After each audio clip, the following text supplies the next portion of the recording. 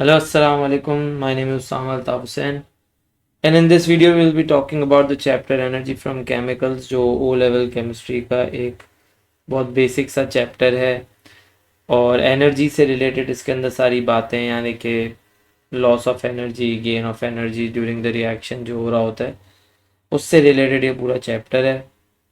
So let us begin with this chapter. सबसे पहली बात जो हमें करनी है ना इस चैप्टर के अंदर, वो ये है कि देखो, हर केमिकल रिएक्शन के अंदर हीट एनर्जी की इन्वॉल्वमेंट होती है. या तो केमिकल रिएक्शन के दौरान हीट एनर्जी गेन हो रही होती है, या तो केमिकल रिएक्शन के दौरान हीट एनर्जी लूज हो रही होती है.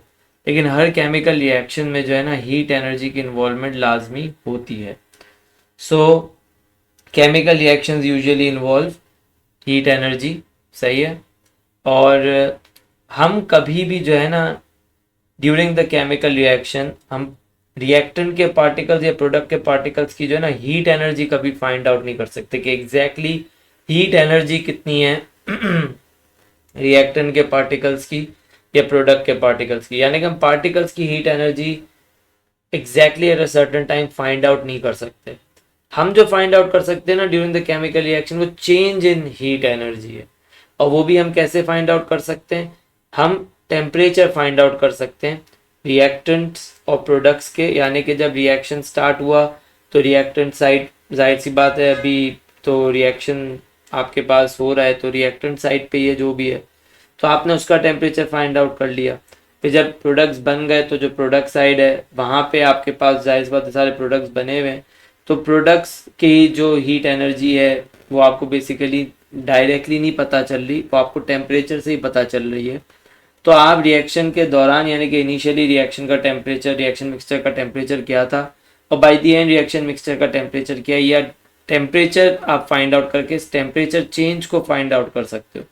क्योंकि temperature is a measurable property, और अगर आप ये टेम्परेचर चेंज फाइंड आउट कर लेते हो तो आप eventually change in heat energy भी फाइंड आउट कर सकते हो. ठीक है ना. अब जब हम लोग एनर्जी के टर्म्स में देखते हैं कि भाई किस टाइप के रिएक्शन है, तो एनर्जी के टर्म्स में अगर हम बात करें तो हमारे पास दो टाइप के रिएक्शन है. पहला हमारे पास है एक्सोथर्मिक रिएक्शन और दूसरा हमारे पास होता है एंडोथर्मिक रिएक्शन. ठीक है ना. तो हमारे पास एक्सोथर्मिक और एंडोथर्मिक ये दो तरह के रिएक्शंस होते हैं. अब पहले हम जो बात करेंगे वो एक्सोथर्मिक रिएक्शन की करेंगे. उससे पहले ये ज़रा जो स्टेटमेंट्स हैं मैं सिर्फ गो थ्रू कर लूँ. That chemical reactions usually involve heat energy. We cannot measure the heat energy of particles, but we can measure the change in heat energy during a chemical reaction. There are two types of energy changes in a chemical reaction: exothermic, endothermic. पहले हम बात करेंगे exothermic reaction की.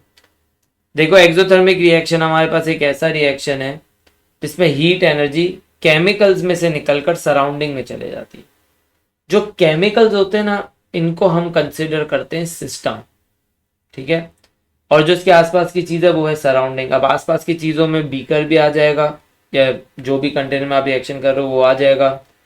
आसपास की air आ जाएगी, जो आप इसको नीचे से हीट कर रहे होगे अगर लेट से, तो वो हीट एनर्जी आ जाएगी, वो हीट आ जाएगी बेसिकली. तो ये सारी चीज़ें जो है ना आपके पास सराउंडिंग में आती है. सिर्फ और सिर्फ केमिकल्स सिस्टम में आते हैं.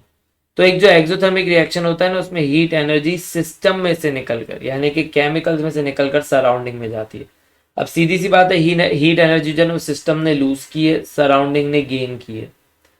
तो जो सिस्टम की हीट एनर्जी सिस्टम ने जो लूज की, तो जाहिर है कि सिस्टम का टेम्परेचर यानी केमिकल्स का टेम्परेचर हो जाएगा ड्रॉप, और हीट एनर्जी गई है सराउंडिंग में, तो सराउंडिंग का टेम्परेचर हो जाएगा इंक्रीज. ठीक है. तो एक एक्सोथर्मिक रिएक्शन में यही होता है कि सिस्टम का टेम्परेचर जो है वो ड्रॉप हो जाता है, और जो सराउंडिंग का टेम्परेचर होता है ना वो इंक्रीज हो जाता है. So it is the reaction in which heat energy is given out during a chemical reaction to the surrounding. The temperature in the surrounding rises. Chemicals हैं ये, ठीक है, जो कि सिस्टम है. हीट जो है वो बाहर निकल रही है सिस्टम से निकलकर सराउंडिंग में जा रही है. सराउंडिंग का टेम्परेचर जो है वो बढ़ जाएगा आपके पास. It is giving out heat, it increases the temperature of the surrounding, its own temperature decreases. So this is what's happening in an exothermic reaction. Endothermic reaction में जो है हर चीज़ इसकी उल्टी हो रही होती है. एंडोथर्मिक रिएक्शन में क्या हो रहा है? एंडोथर्मिक रिएक्शन में हीट एनर्जी सराउंडिंग से सिस्टम में आ रही है. ठीक है ना. यानी कि सिस्टम हीट एनर्जी को एब्जॉर्ब करता है फ्रॉम द सराउंडिंग.